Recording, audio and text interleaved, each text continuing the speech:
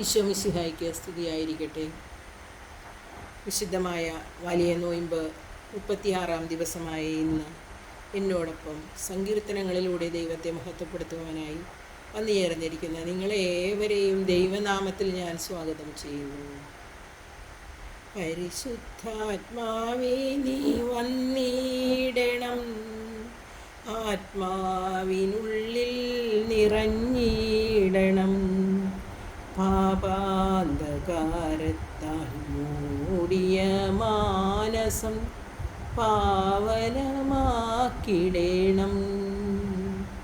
പരിശുദ്ധാത്മാവേ നീ വന്നിടണം, ആത്മാവിനുള്ളിൽ നിറഞ്ഞിടണം. ഇന്ന് സങ്കീർത്തനം 106:47 നമ്മെ പഠിപ്പിക്കുന്ന വചനം നമ്മൾ പ്രാർത്ഥിക്കുന്നത് ഇപ്രകാരമാണ്: അവിടുത്തെ പരിശുദ്ധ നാമത്തിന് കൃതജ്ഞത അർപ്പിക്കുവാനും അവിടുത്തെ സ്തുതിക്കുന്നതിൽ അഭിമാനം കൊള്ളുവാനും ഞങ്ങൾക്ക് ഇടവരട്ടെ. നമുക്കത് അഭിമാനത്തോടു കൂടി ആയിരിക്കണം നാം ദൈവത്തെ സ്തുതിക്കുന്നത്. അവിടുത്തെ പരിശുദ്ധ നാമത്തിന് നാം എപ്പോഴും കൃതജ്ഞത അർപ്പിച്ചുകൊണ്ടിരിക്കേണ്ടത് നമ്മുടെ കടമയാണ്. അവിടുത്തെ പരിശുദ്ധ നാമത്തിന് കൃതജ്ഞത അർപ്പിക്കാനും അവിടുത്തെ സ്തുതിക്കുന്നതിൽ അഭിമാനം കൊള്ളാനും ഞങ്ങൾക്കിടയാകട്ടെ എന്ന് സങ്കീർത്തനം 106:47 നമ്മളെ പ്രാർത്ഥന ഇപ്രകാരമാണ്.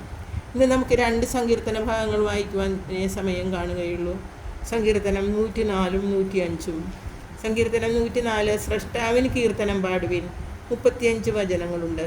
സങ്കീർത്തനം 105 ഇസ്രായേലിനെ നയിച്ച ദൈവം, 45 വചനങ്ങൾ. നമുക്ക് പ്രാർത്ഥനാപൂർവമായിരിക്കാം. പ്രാർത്ഥനയാണ് സങ്കീർത്തനം. വിശ്വാസത്തോടുകൂടെ പ്രത്യാശയോടുകൂടെ നമ്മുടെ നിയോഗങ്ങൾ സമർപ്പിച്ചുകൊണ്ട് നമുക്ക് പ്രാർത്ഥനയിലായിരിക്കാം. സങ്കീർത്തനങ്ങൾ 104 സ്രഷ്ടാവിന് കീർത്തനം പാടുവിൻ. എൻ്റെ ആത്മാവേ കർത്താവിനെ വാഴ്ത്തുക, എൻ്റെ ദൈവമായ കർത്താവേ, അങ്ങ് അത്യുന്നതനാണ്.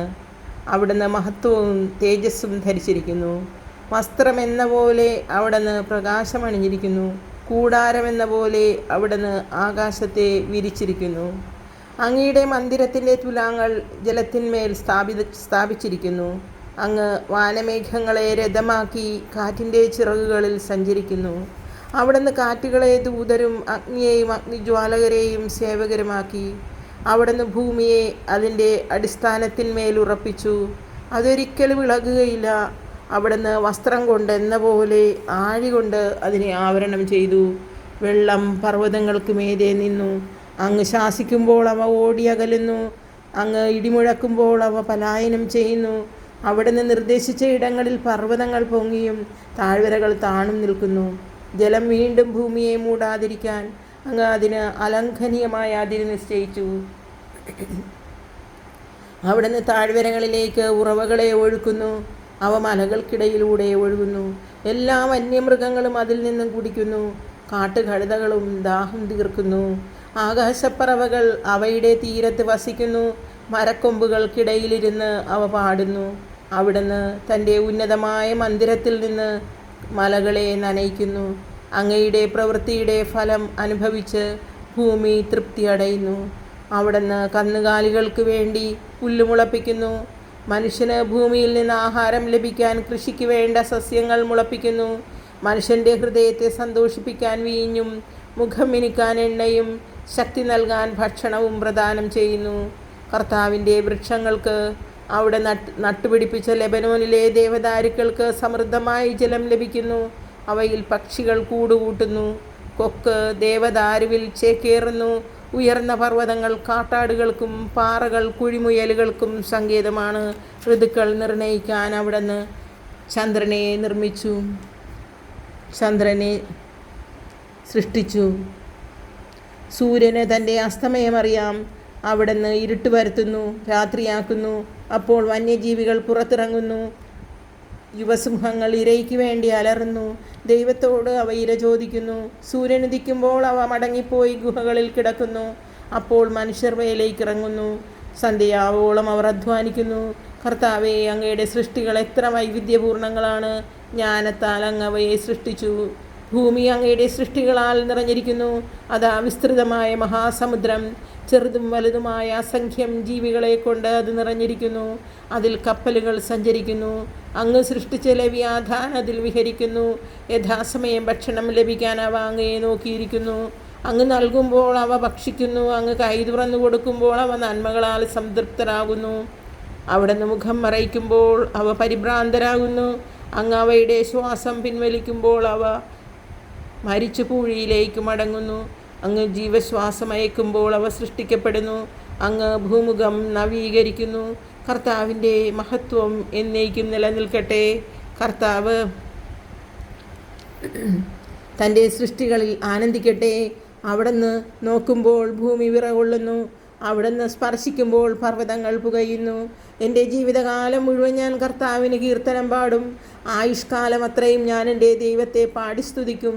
എൻ്റെ ഈ ഗാനം അവിടത്തേക്ക് പ്രീതികരമാകട്ടെ. ഞാൻ കർത്താവിൽ ആനന്ദിക്കുന്നു. പാപികൾ ഭൂമിയിൽ നിന്നും നിർമ്മാർജ്ജനം ചെയ്യപ്പെടട്ടെ. ദുഷ്ടന്മാർ ഇല്ലാതാകട്ടെ. എൻ്റെ ആത്മാവേ കർത്താവിനെ വാഴ്ത്തുക, കർത്താവിനെ സ്തുതിക്കുക. സങ്കീർത്തനങ്ങൾ 105. ഇസ്രായേലിനെ നയിച്ച ദൈവം. കർത്താവിന് കൃതജ്ഞത അർപ്പിക്കുവിൻ. അവിടുത്തെ നാമം വിളിച്ചപേക്ഷിക്കുവിൻ. അവിടുത്തെ പ്രവൃത്തികൾ ജനതകളുടെ ഇടയിൽ ഉദ്ഘോഷിക്കുവിൻ. അവിടത്തേക്ക് ഗാനം ആലപിക്കുവിൻ. സ്തുതിഗീതങ്ങൾ ആലപിക്കുവിൻ. അവിടുത്തെ അത്ഭുതങ്ങൾ വർണ്ണിക്കുവിൻ. അവിടുത്തെ വിശുദ്ധ നാമത്തിൽ അഭിമാനം കൊള്ളുവിൻ. കർത്താവിനെ അന്വേഷിക്കുന്നവരുടെ ഹൃദയം ആഹ്ലാദിക്കട്ടെ. കർത്താവിനെയും അവിടുത്തെ ബലത്തെയും അന്വേഷിക്കുവിൻ. നിരന്തരം അവിടുത്തെ സാന്നിധ്യം തേടുവിൻ.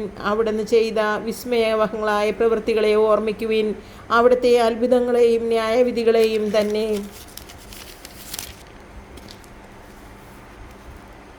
അവിടുത്തെ ദാസനായ അബ്രാഹത്തിൻ്റെ സന്തതികളെ, അവിടുത്തെ തിരഞ്ഞെടുക്കപ്പെട്ടവനായ യാക്കോബിൻ്റെ മക്കളെ ഓർമ്മിക്കുവിൻ. അവിടുന്നാണ് നമ്മുടെ ദൈവമായ കർത്താവ്. അവിടുത്തെ ന്യായവിധികൾ ഭൂമിക്ക് മുഴുവൻ ബാധകമാകുന്നു. അവിടുന്ന് തൻ്റെ ഉടമ്പടി എന്നേക്കും അനുസ്മരിക്കും. തൻ്റെ വാഗ്ദാനം തലമുറകൾ വരെ ഓർമ്മിക്കും. അബ്രഹാത്തോട് ചെയ്തത് ഉടമ്പടി, ഇസഹാക്കിന് ശപഥപൂർവ്വം നൽകിയ വാഗ്ദാനം തന്നെ. അവിടുന്ന് അത് യാക്കോബിനൊരു ചട്ടമായും ഇസ്രായേലിന് ശാശ്വതമായ ഉടമ്പടിയായും സ്ഥിരീകരിച്ചു. അവിടുന്ന് അരുളി ചെയ്തു, നിനക്ക് നിശ്ചയിച്ച ഓഹരിയായി ഞാൻ കാനാൻ ദേശം നൽകും. അന്ന് അവർ എണ്ണത്തിൽ കുറഞ്ഞവരും നിസ്സാരരും അവിടെ പരദേശികളുമായിരുന്നു. അവർ ജനതകളുടെയും രാജ്യങ്ങളുടെയും ഇടയിൽ അലഞ്ഞു നടന്നു. ആരും അവരെ പീഡിപ്പിക്കാൻ അവിടുന്ന് സമ്മതിച്ചില്ല. അവരെ പ്രതി അവിടുന്ന് രാജാക്കന്മാരെ ശാസിച്ചു. എൻ്റെ അഭിഷിക്തരെ തൊട്ടുപോകരുത്, എൻ്റെ പ്രവാചകർക്ക് ഒരു ഉപദ്രവവും ചെയ്യരുത് എന്ന് അവിടുന്ന് ആജ്ഞാപിച്ചു.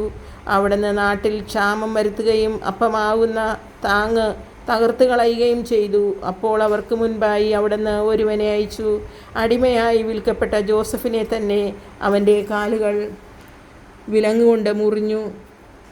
അവൻ്റെ കഴുത്തിൽ ഇരുമ്പ് വട്ടമുറുകി. അവൻ പ്രവചിച്ചത് സംഭവിക്കുവോളം കർത്താവിൻ്റെ വചനം അവനെ പരീക്ഷിച്ചു. രാജാവ് അവനെ ആളയച്ചു വിടുവിച്ചു. ജനതകളുടെ അധിപൻ അവനെ സ്വതന്ത്രനാക്കി. തൻ്റെ ഭവനത്തിൻ്റെ നാഥനും തൻ്റെ സമ്പത്തിൻ്റെ ഭരണാധിപനുമായി അവനെ നിയമിച്ചു. തൻ്റെ പ്രഭുക്കന്മാർക്ക് ഉചിതമായ ശിക്ഷണം നൽകാനും തൻ്റെ ശ്രേഷ്ഠന്മാർക്ക് ജ്ഞാനം ഉപദേശിക്കാനും അവനെ നിയോഗിച്ചു. അപ്പോൾ ഇസ്രായേൽ ഈജിപ്തിലേക്ക് വന്നു. യാക്കോബ് ഹാമിൻ്റെ ദേശത്ത് ചെന്ന് പാർത്തു. ദൈവം തൻ്റെ ജനത്തെ സന്താനപുഷ്ടിയുള്ളവരാക്കി തങ്ങളുടെ വൈരികളെക്കാൾ ശക്തരാക്കി. തൻ്റെ ജനത്തെ വെറുക്കാനും തൻ്റെ ദാസരോട് കൗശലം കാണിക്കാനും വേണ്ടി അവിടുന്ന് അവരെ പ്രേരിപ്പിച്ചു. അവിടുന്ന് തൻ്റെ ദാസനായ മോശയെയും താൻ തിരഞ്ഞെടുത്ത അഹറോനെയും അയച്ചു. അവർ അവരുടെ ഇടയിൽ അവിടുത്തെ അടയാളങ്ങളും ഹാമിൻ്റെ ദേശത്ത് അത്ഭുതങ്ങളും പ്രവർത്തിച്ചു. അവിടുന്ന് അന്ധകാരം അയച്ചു നാടിനെ ഇരുട്ടിലാക്കി. അവർ അവിടുത്തെ വചനത്തെ എതിർത്തു. അവിടുന്ന് അവരുടെ ജലമെല്ലാം രക്തമാക്കി. അവരുടെ മത്സ്യങ്ങൾ ചത്തൊടുങ്ങി. അവരുടെ നാട്ടിൽ തവളകൾ നിറഞ്ഞു.